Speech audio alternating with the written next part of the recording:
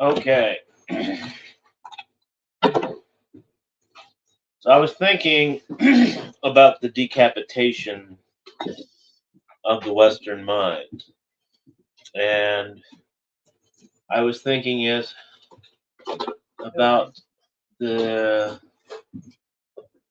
role of the public intellectual being disparaged in today's society. And it's kind of gone the way of the politicians. So in the old days, people had a certain degree of respect for public intellectuals, but they had no respect at any point for politicians. So going back well before, William F. Buckley, for example, said he'd rather be governed by the first 10 names in the Long Island phone book or whatever. And today, the same way people felt about politicians in the past, they now feel about public intellectuals. They betrayed us. They've all betrayed us. The problem is, people need leaders in thought and in action. And ideally, the public intellectual is the politician come warlord in the Latin sense of the term. And they're all one person, and he may be the priest too. So they all fix into one individual body, one human body. And they can all be offices attained by one specific man. And so I was thinking about this. A lot of people, have a great distrust of these individuals. They don't like them at all. They don't have a trust from them for them. They think they're out to get them, so forth and so on. And this is the reason they are in general opposed to them. So I'm going to talk about this today. Now, in the terms of whether I should deliver a good broadcast or whether I should opt for self aggrandizement, I am always going to choose the latter. I'm always going to pick self aggrandizement. And I'm going to begin this broadcast by talking through this whole process of the post public intellectual. Wyndham Lewis talks about the public intellectual and his role in society, which was also already dwindling in The Art of Being Ruled, in which he ridicules Anthony Ludovici not for being wrong, but for putting himself in a position wherein he was kind of like the hated other. And that was in the 1920s. So the role of the post-public intellectuals. I'm talking about myself in contrast to Jonathan Bowden and Thomas 777. So we have three individuals here who are unique. St. Bowden, may he rest in peace, he was killed by his fans. They didn't take a knife or a gun and kill him, but they simply killed him by basically demanding free content and basically, destroying him. And then on the other hand, we have Thomas 777. He survived his demons for the most part, and he came back and is functional with a following today. And then you have myself, who has never attained a following, who's never had anything, but has a certain degree of power nonetheless, in that I simply have the ability to accomplish things devoid of an audience, devoid of financial support, and devoid of anything. And I'm going to talk about this because this is the reason people really dislike me. And the only reason I'm not comparing myself to Bowden specifically as an intellectual, though there are similarities, obviously. We both read a massive number of books that most people only claim to read. We both have an interest more in the esoteric than Thomas, who has more of an interest in the corporal, corporal, and the body politic, the Schmidt, all the Schmidt discussions, the old Carl Schmidt political theology. Political theology, one of the most interesting books ever written. The basis for a lot of our understanding of power, political theology. Carl Schmidt. Carl Schmidt, very interesting individual. But these three individuals, myself, Thomas 77, and Bowden, people are mad at me, not so much Thomas, but particularly me, for not dying. That's what they want their public intellectuals to do, because public intellectuals are the equivalent of rock stars for retards. No, that's wrong. Rock stars are rock stars for retards, or celebrities for retards. Let me put it a different way. I didn't phrase that very well. So, rock stars are celebrities for retards. Public intellectuals are like Thomas, for example, or Jonathan Bowden are celebrities for Spurs.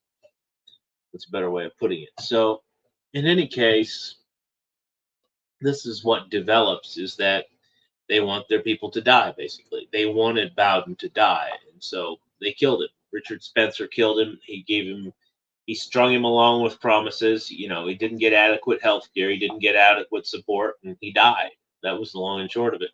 He died. He literally died.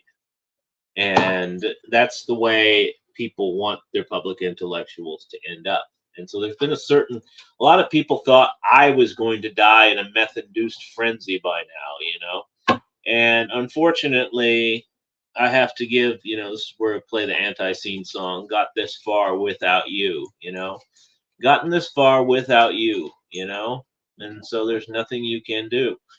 And to a certain extent, that's Thomas too, but he at least has wealthy parents, and or wealthy father anyway. Got a good insurance policy on his mother apparently, but he's able to function at a certain level, and he's vibrating at that level, and it's whatever, Obviously, he's past his prime as a public intellectual, and that's unfortunate. But that doesn't mean he's useless. He's a very erudite individual.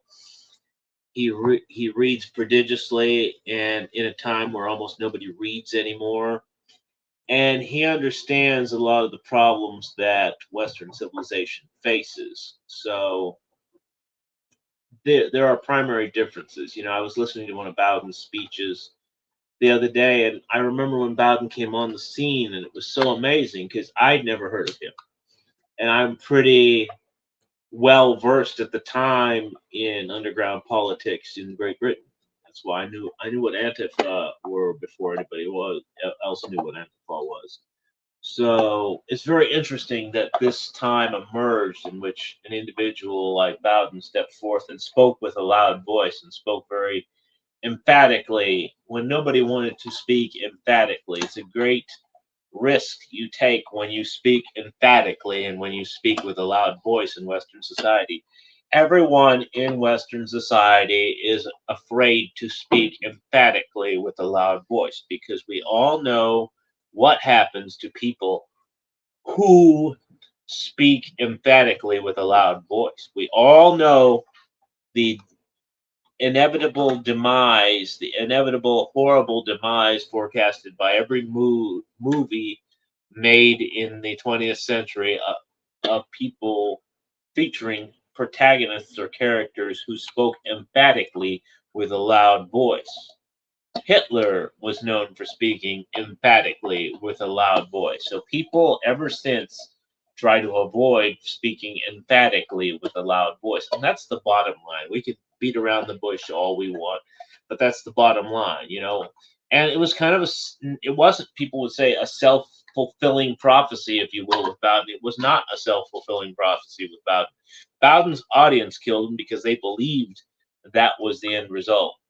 That was what they actually believed. It's insofar as they understood what they were hearing at all. And so it's a very interesting time we're talking about in today's era. We have the Harrison Bergeron phenomena happening on a racial level. And it's very interesting because I haven't heard anyone reference Harrison Bergeron in many, many years. Now, if anybody doesn't know, Harrison Bergeron, I believe, was a story written by Kurt Vonnegut in the 60s, a science fiction story, kind of stupid science fiction story, yet somewhat predictive, yet somewhat realistic. The name used to be a commonplace username on forums. So you'd actually have Harrison Bergeron 1, Harrison Bergeron 2, Harrison Bergeron 3 on, forums of 6,000 or so people. You'd have at least 3 or 4 people registered with the name Harrison Bergeron who posted regularly. Now you don't see that anymore. We don't see that at all anymore. That's because most of the literate posters who are still around and still posting haven't actually read a book in many years. So it's very interesting that the year 2081 is fast approaching, and everybody doesn't want to do their own thinking or leading. They feel obliged to do it because it's convenient, but they're not really good at it. They're not good at thinking it for themselves. They're not good at not thinking for themselves. They're not really good at anything, but they want to air their voice nonetheless. And this is what happens periodically when a new generation comes to the forefront. This has been the most spoiled generation in the recent times that I've seen come to the forefront. So we're hearing the most nonsense.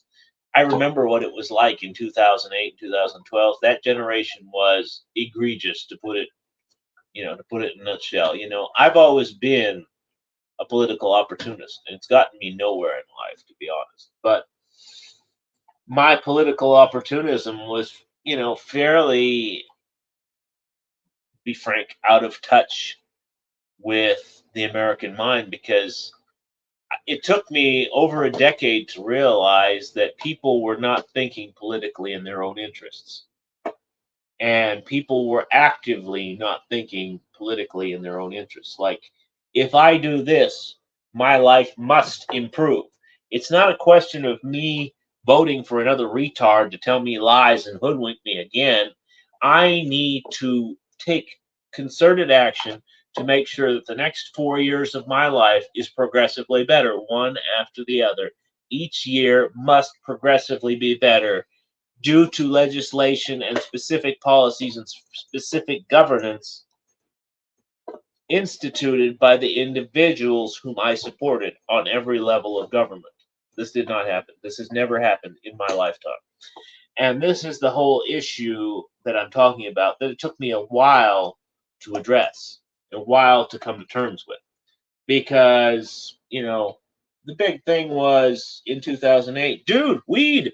And then the big thing in 2012, dude, weed. That was the big thing. Those were the two deals. And it's like, if I could go back in time, first of all, I'd prevent my own birth. But after that, I go around executing all the people who promoted the idea of legalizing weed. That would be my next movement in, has the theory ever been advanced that all unexplained serial killers could be time travelers? I got one earlier.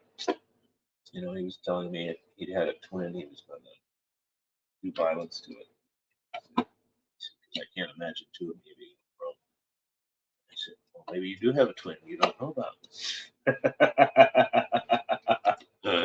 That's what he said. I said, maybe your mother doesn't even know about it.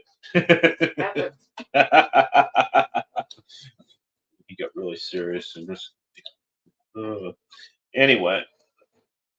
So this is where the issue of decapitation of the Western mind, if you cut the Western man's head off, then he is just the same height as everyone else. And the idea of handicapping, people think it's so outlandish or so far fetched.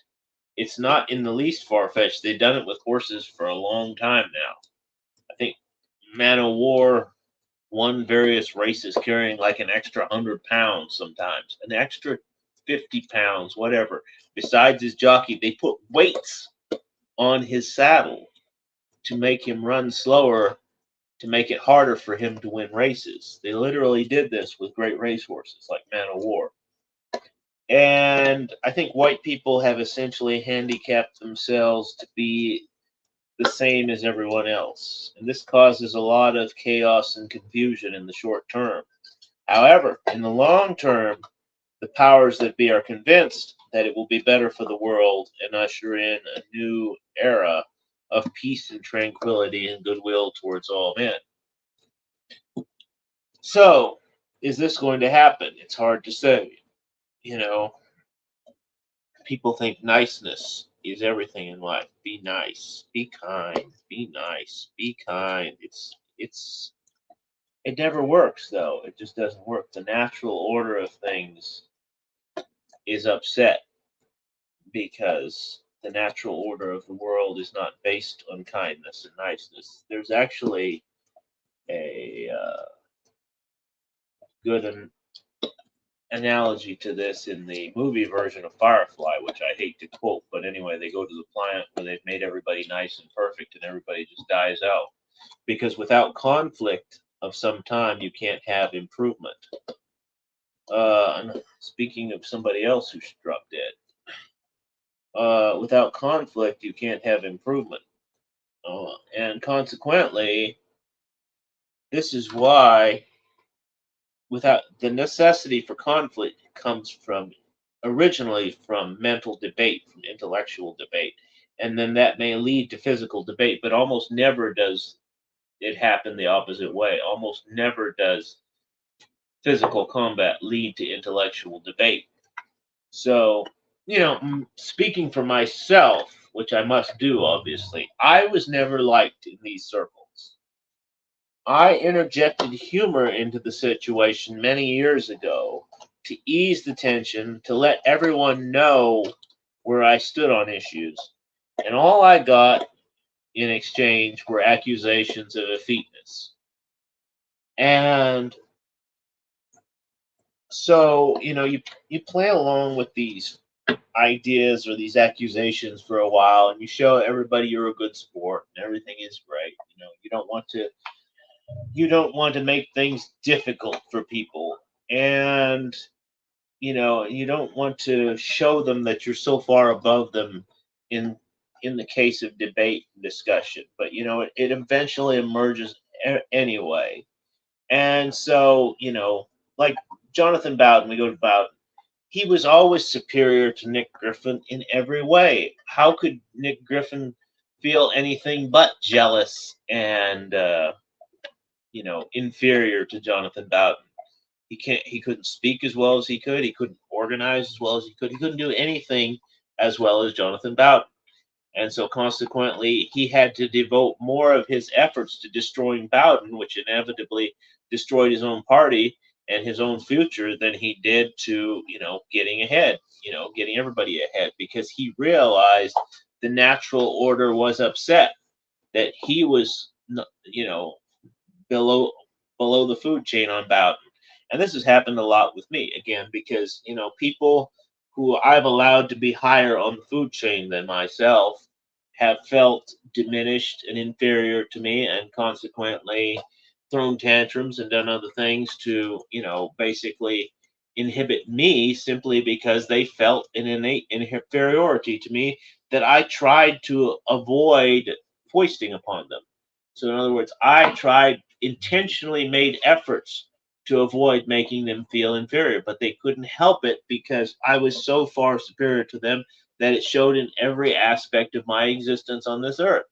And so there was no opportunity to dispel this for them. I had no possible way of basically consoling them. The only thing to do was for them to acknowledge that they were in the wrong station or office and humbly, you know, basically accede to me. And, obviously this wasn't going to happen. So, things fell apart. But this is what happened with Jonathan Bowden, unfortunately.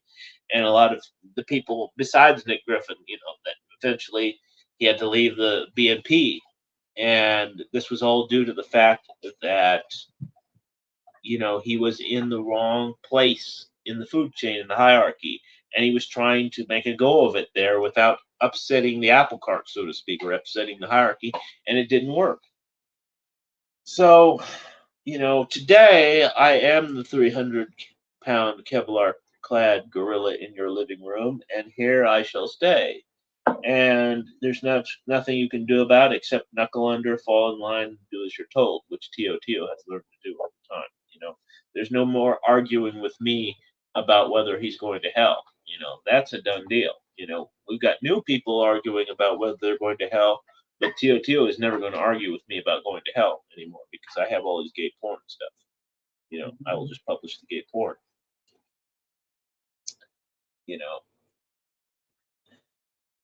Busy being a degenerate coomer nowadays. Anyway, this is what's happened with the whole war on intellectuals. This is why they waged war on Bowden. This is why they tried to wage war on me. This is why they tolerate Thomas 777, because he comes in the garb and the guise of a harlequin, and people think that's okay. It's okay. I don't have a problem with it, but that's what makes people feel comfortable knowing somebody is literally has an IQ and a verbal IQ and a just overall IQ of literally multiple times their own. Several times their own. So consequently, in this great leveling, the womanization of every man to make every man to some degree of a woman, you see this.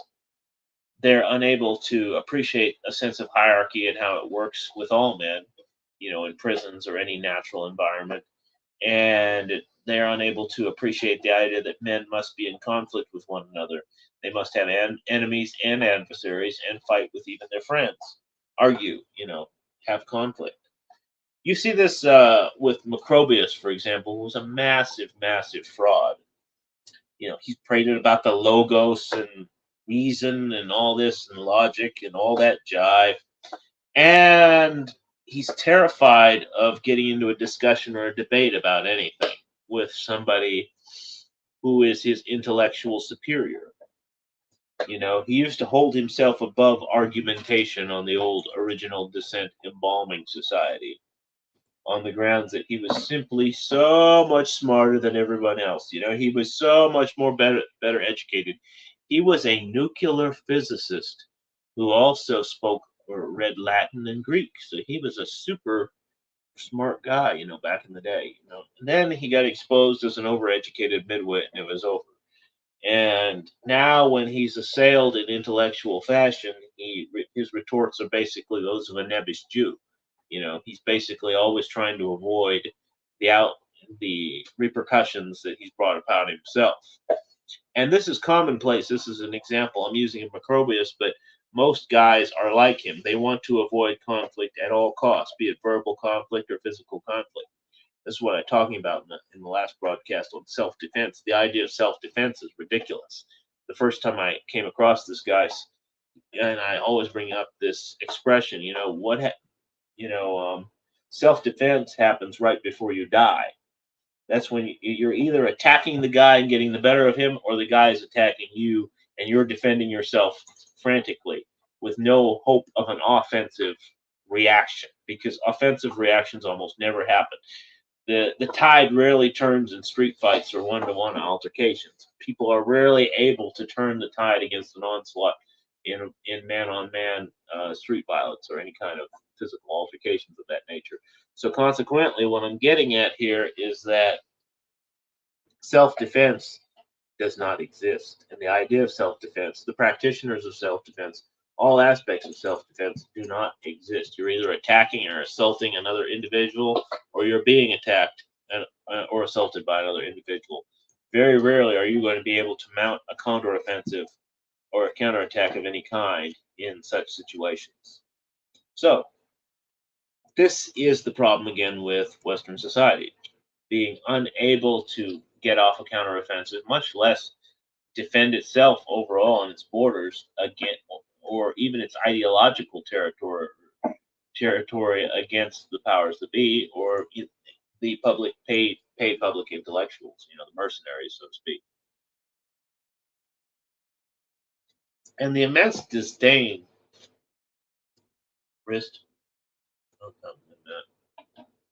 the immense disdain a lot of these people have for their betters is very interesting about our society. That's the thing about our society is the basis for all of modern, every generation goes further and further off from the basis of the existent rightist culture.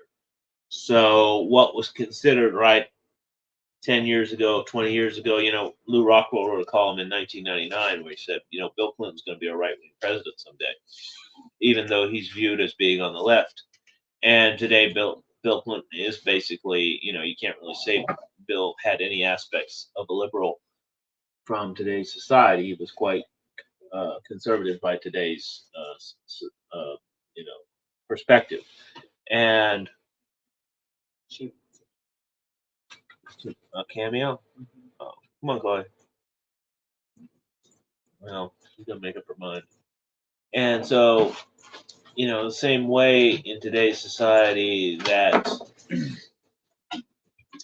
the idea of people who are going to lead the debate being chosen by the mob, who usually they used to choose politicians. Now we don't really choose politicians by democratic means, but today we're supposed to be choosing individuals who are thinkers by public means of public acclaim. So, in other words, the more fans you have, the better you are at what you do. And that's not the case. That's not how public intellectuals are chosen. That's not how they function. They don't function on who has the greatest number of fans or donations. It's like everybody took advantage of Bowden and his intellect. The guy wasn't getting basic health care, but people were flying him over the country and taking advantage of his limited resources and funds. And he wasn't complaining. He never complained. And I saw this happen with my own mentor again. People were flying him into places and wanting to use his intellect, which he was often not willing to do because he understood it was a ploy. But nevertheless, all it ended up happening was that both these guys died unnecessarily because the audience wanted content for free and didn't want to knuckle under and follow the instructions. And people say, oh, they declined to lead. Did they decline to lead, or did everyone else decline to follow, or didn't? Or one of the problems with our society is most people don't look at themselves as followers. This is the problem. You literally follow people on Twitter, you follow people on Instagram, and so forth and so on. You are a follower. I follow like 2 people total everywhere. I don't follow people, and that's the difference between you and me. You are born to follow. I'm born to tell you what to do, and this is the basics of the public intellectual, who will also fill these other roles and stations we've talked about in the future of society. And this must, naturally come to place in the future because it's an advancement. The combination of these various offices, that's an advancement. That's an advancement of personality. That's an advancement of character conferred upon one individual. And so you're going to see more results on, obviously, being that this one individual is now possessed of all these powers. and is now worthy of all these powers. So this is what happens in the future. So I thought about the outcome of whites and the idea of white homelands and defending the borders and never going, that's never going to work. You're either going to have to figure out some way of accomplishing things without that mindset, that idea of borders, that idea of the way the world works with you now. A lot of people don't realize that a lot of people are afraid with the idea of assault because they think assault leads, escalation leads to mutually assured destruction. That's the philosophy or the mindset of our society. It's been for a long time the idea of mutually assured destruction, and it's coming to an end right now. Younger talked about it in terms of the boutique cavalry regiments that they had before World War II. It's like, or World War One. They had all these great cavalry regiments, and nobody wanted to use them in battle because nobody wanted to ruin their great cavalry regiment by actually sending it into conflict. They were perfect, little cavalry regiments, units, and they had perfect uniforms and perfect arms and horses and everything. Nobody wanted to throw them into battle, and then they all got thrown into battle simultaneously on the the Western Front, and charged the machine guns and all got massacred. So after 30 or 40 years, let's see, from 1871 through 1912 or whatever, people had no people had no conflict with the cavalry regiments, and then all of a sudden they all got blown to bits in World War II or World War One in the fight charging the trenches. So this is the way I think it's going to go with the nukes. Only I think the nukes are no longer charged and able to be used anymore. I did an extensive study of this years ago when I was writing a book featuring nuclear weapons in it, and so consequently, I think that basically the nuclear deterrent no longer exists.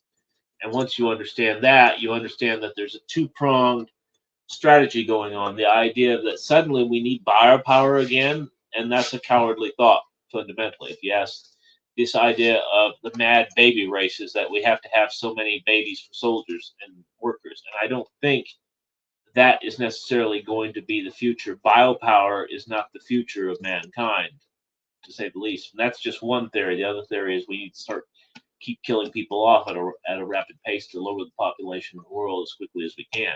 So these two competing ideas are in the public sphere, but neither is being discussed properly because nobody wants to say a lot of things out loud, which again is the role of the public intellectual, to promote discussion by saying things out loud that other people cannot properly articulate or are afraid to say or don't feel comfortable saying or think is improper to say. They need to say those things out loud in an articulate and measured fashion that people can understand, that simple people can understand, more intelligent people can appreciate. But this doesn't exist anymore. Again, you listen to these Bowden speeches and you think they're so amazing, and they're like there's only one Bowden, but in the 70s there were 10 Bowdens. There were a lot of guys that could speak as well as Enoch. There were a lot of people who could speak as well as Pat Buchanan as late as the middle 1990s. After that, people couldn't really speak anymore, extemporaneously. They couldn't deliver speeches. George Bush he didn't really try to ever deliver a speech properly, but, everybody knew it was the speechwriters creating these speeches for people like George Bush to deliver or what have you, whatever. But the long and short of the matter is that individuals like Bowden have disappeared, unfortunately. I'm the only one left. Thomas, I don't think, is physically suited to, go to certain, levels or elements and properly committed, to that end, certainly. And I don't know that he can, give a good stump speech. Not that that's a quality he needs to possess anyway. But the bottom line is, the audience killed Jonathan Bowden. Our greatest enemies, I always say, lie right. That's what I said. We need to have a night of the long knives every day of the week, because a lot of people don't realize how many people are invested in destroying those people who are capable of producing real, serious, productive change.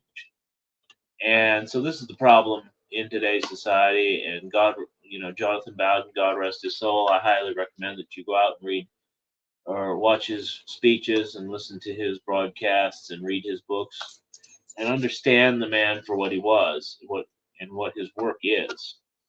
And understand that if you want to accomplish anything in this life, you are going to face opposition primarily to your right and primarily by people you know who are want to prevent anything from changing in the world today. I have people like Breck just stalking me, waiting for. But see, I'm all onto them. I realize the audience is the enemy. I realize that people want to destroy me. I realize that people have to be destroyed. It's either me or them, and one or the other it's not going to work because the ends I have in mind are more positive than the ends they have in mind, and that's to my advantage always. And so, without further ado, I'm going to close this broadcast. I might do another one tonight. I don't know. I won't be doing two more of these serious broadcasts. We're going to get back to ragging on Pratt, which is the more important work. And without further ado, I'm going to close the broadcast. Everybody have a good evening, except TOTO, who is going to hell. And that's about that.